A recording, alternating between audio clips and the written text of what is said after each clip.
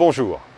Dans quelques instants, vous allez assister à une expérience journalistique inédite en France.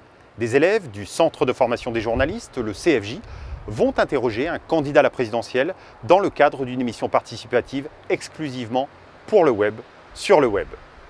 Pour créer la chaîne Élections 2012, YouTube, le principal site de partage de vidéos au monde, s'est associé avec l'une des plus grandes agences de presse mondiale, l'AFP, avec le réseau social Twitter et le CFJ. Désormais, Élections 2012 est l'un des forums de l'élection présidentielle, l'un des lieux où vous pouvez discuter des candidatures, débattre sur les programmes, poser des questions aux candidats, aux personnalités politiques et obtenir leurs réponses. Nous commençons aujourd'hui avec François Hollande, candidat à la primaire socialiste et à l'élection présidentielle. La parole, maintenant, pour l'interview, est aux trois élèves du CFJ, Gaël Jordana, Benoît Toussaint et Fleur Martins. Bonjour François Hollande. Bonjour. Bienvenue au Centre de formation des journalistes, le CFJ. Merci d'avoir accepté d'inaugurer cette première émission YouTube Élections 2012. Alors on le sait, vous êtes candidat à la primaire socialiste qui doit désigner celui qui va représenter le PS à l'élection présidentielle de 2012. Eh bien figurez-vous que les internautes ont beaucoup de questions à vous poser. Et oui François Hollande, est-ce que vous connaissez un peu le principe de l'émission ? Non, pas vraiment. Alors, je vous rappelle le concept. Ça fait maintenant 10 jours que la communauté YouTube se mobilise sur le web, sur la plateforme Élections 2012. Les internautes peuvent vous poser des questions. Le site a été visité plus de 350 000 fois ces derniers jours. Vous pourrez visionner pendant l'émission également des questions qui ont été enregistrées par webcam. Vous pourrez les visionner sur l'écran juste à côté. Et l'un des petits plus de notre émission, c'est notre équipe de vérificateurs. Comme va vous l'expliquer Benoît. Voilà, donc je vous précise qu'au-dessus de nous, 5 vérificateurs se tiennent prêts. Ils vont nous accompagner tout au long de cette émission.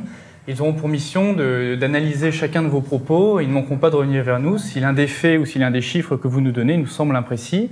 Ils pourront aussi nous apporter des compléments d'information sur des sujets donnés. Alors, avant de passer aux questions des internautes, je voudrais vous proposer une question Internet, puisque nous sommes sur YouTube. Est-ce que vous pensez que la campagne présidentielle va se gagner sur Internet ? Non. Non ? Elle ne va pas se gagner sur Internet. Elle va se gagner par la force qui se dégagera d'un candidat ou d'une candidate dans sa relation avec les Français, dont Internet peut être un des vecteurs. Est-ce que vous pensez que ce sera un vecteur déterminant pour la victoire ? Il n'y a pas de vecteur déterminant. Ce qui est déterminant, ce sont les idées que l'on porte. C'est la démarche que l'on engage, c'est la vision que l'on propose. Ensuite, bien sûr que les outils peuvent démultiplier, mobiliser, rassembler. Mais l'idée qu'il y aurait une boîte noire magique qu'il suffirait d'ouvrir pour gagner, je laisse ça à mes concurrents. J'ai vu d'ailleurs que vous étiez donc très présent sur les réseaux sociaux, sur Twitter. Ça doit être assez contraignant à gérer avec votre emploi du temps. Comment vous organisez justement pour gérer les tweets, la réaction sur les réseaux sociaux ? Bon, j'ai des amis qui m'aident et puis je peux le faire lorsque j'ai un moment. Mais c'est vrai que c'est très demandeur de temps, il faut l'admettre. Si on s'engage dans ce processus, on risque d'y passer toute sa journée de campagne. Donc il faut un moment se retenir. Il faut donner des informations, il faut donner des impressions, mais il ne faut pas imaginer que l'on va pouvoir dialoguer avec le pays simplement par l'usage de l'Internet ou des réseaux sociaux. Très bien.